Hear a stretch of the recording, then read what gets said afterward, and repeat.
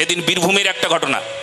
আরে বীরভূম আমাদের পাশে একটা পরিবার, আবার কি সাহস এদের, লাইভ করছে, রেকর্ড করছে, সারা পৃথিবীকে দেখাচ্ছে। বলে একটা পরিবারে হিন্দু পরিবার 5 জন, সেই 5 জন হিন্দু পরিবার 5টি মানুষকে আমরা হিন্দু থেকে মুসলমানে কনভার্ট করলাম। দেখো দেখো আমাদের কায়দা, দেখো কি সাহস, কি দুঃসাহস। আমি যদি প্রশ্ন করি কি করে হলো, এমন কোনো কথাই নাই, একমাত্র কারণ হলো লোভ। লোভে বাপকে পর্যন্ত কেটে ফেলে দেয়। ওদের মধ্যে এত লোভের চরম জায়গায় পৌঁছে গেছে। আজকাল এমন ঘটনা, সবাইকে আমি আজকে খুলে বলে দিচ্ছি, আম জনতার মাঝে আমি আর লুকিয়ে রাখতে পারছি না, আম জনতার মাঝে আমি এই কথাটা বলে দিতে চাইছি। আজকাল বিদেশ থেকে টাকা আসছে যে এমন কিছু মানুষকে, মাত্র একটা পরিবারকে কেন্দ্র করে মাত্র 5 জনকে, 3 জনকে, 4 জনকে তোমরা কনভার্ট করে দাও, তোমরা তার হিন্দু থেকে তাকে কনভার্ট করে ইসলাম করো, খ্রিস্টান করো, এত টাকা দেওয়া হবে। খ্রিস্টানদের কাছেও ঠিক এই প্রকার একটা ব্যবস্থা আছে, আর ইসলামদের কাছে তো আছেই। হ্যাঁ, গরিব মানুষ মনে মনে ভাবছে, বাপ রে 17 লাখ টাকা পাবো 5 জন মিলে, খুব ভালো খুব ভালো, এই এত এত সমস্যা ছিল, সব সমস্যা দূর হয়ে যাবে। আজকে আমার সেই সমস্যা দূর হওয়ার জন্য আমার ভালোই হবে, টাকার প্রয়োজন, আমার তো ধর্মের প্রয়োজন নাই, আমার টাকার প্রয়োজন। লোভী মানুষ লোভে পড়ে নিজের বাপকে ছেড়ে দিতে পারে, নিজের বাপকে আজকে টাকার জন্য নিজের বাপ মাকে লাথি মেরে ফেলে দিচ্ছে, এমন উদাহরণ আছে। কিন্তু ধর্ম যদি ওদের বুকে থাকতো না, আমি গ্যারান্টি দিলাম, ধর্ম যদি বুকে থাকতো তাহলে কখনো সত্যকে ত্যাগ করতো না। এ তো সত্য সনাতন ধর্ম, এই ধর্ম ছাড়া ধর্মই নাই। আজকে যে মানুষগুলো তাদেরকে মুসলমান করলো, আমি একটা কথা বলতে চাই, সত্যি করে বলুন তো, যে আপনার বাপ ঠাকুরদা তার বাপ একসময় হিন্দু ছিল কি না? কেন মুসলমান হয়েছেন জানেন? আপনিও অমন করে লোভে পড়ে মুসলমান হয়েছেন। বলো না গো রাধে রাধে। যাদের বুকে না অমন রক্ত নাই, বিশুদ্ধ রক্ত নাই, যারা অমন ভাবে মির্জাফরের মতন তারা কি করবে জানো? তারা নিজেকে অমন করে ধর্মের জায়গায় তুলে ধরতে পারে না। তারা চিরকাল নুন যার খায় তাকেই লাথি মারে। নিমক হারাম, ওই রক্তে নিমক হারামি আছে। যে রক্তে নিমক হারামি আছে তারা এই সত্য সনাতন ধর্মকে, প্রথম সত্যকে ত্যাগ করে। এই সত্যকে ত্যাগ কে করে? সত্যকে সে ত্যাগ করে যার মধ্যে নিমক হারামি আছে।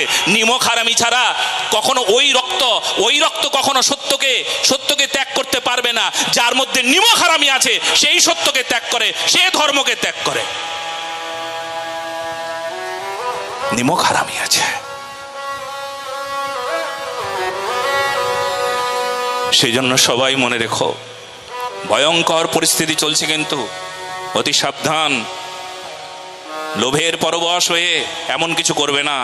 যারা বাংলাদেশ থেকে শুনছো, বাংলাদেশে সনাতনী সজ্জন, তোমাদের কিন্তু সব চাইতে বেশি শক্তিশালী হতে হবে। মরে যাব, টাকা নাই, ঘর নাই, টাকা হলে অনেক কিছু উপকার হতো, একদম ভাববে না। কিন্তু কোনো কিছুর জন্য ধর্মকে ত্যাগ করবে না বাংলাদেশি সজ্জনেরা।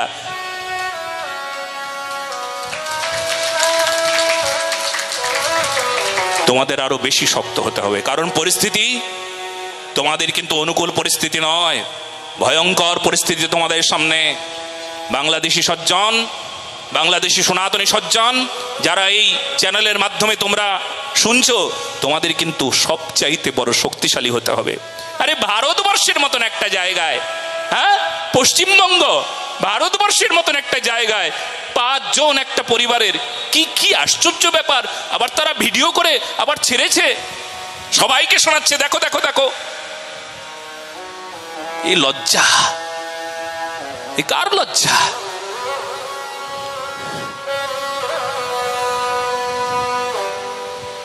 আজকে বুকের পাটা তৈরি করতে হবে। সনাতনীদের বুকের পাটাকে শক্ত করতে হবে বলে দিলাম। বুকের পাটা যদি শক্ত করতে না পারো, সেই বুকের উপর কিন্তু জিহাদিরা জিহাদির ঝান্ডা বসাবে বলে দিলাম তোমার বুকের উপরে।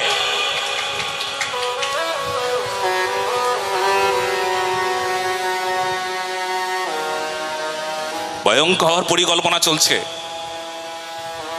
আমরা সনাতনীরা চুপচাপ বসে আছি।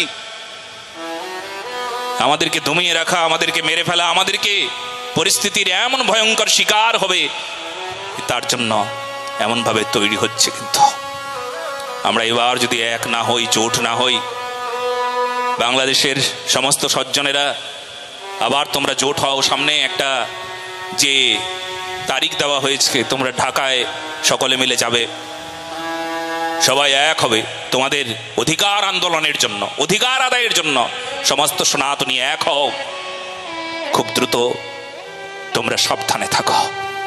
যা খুশি তাই হতে দেওয়া যাবে না। আন্দোলন করে আমাদের অধিকার আমরা আদায় করতে জানি। বলো না গো, সত্য সনাতন ধর্ম কি? সবাইকে হুঁশিয়ারি দিলাম, যাদের বুকে নিমক হারামির রক্ত, যারা কনভার্ট করে এই কয়েক বছর আগে যারা মুসলমান হয়েছ, খ্রিস্টান হয়েছ ভারতবর্ষের মাটিতে,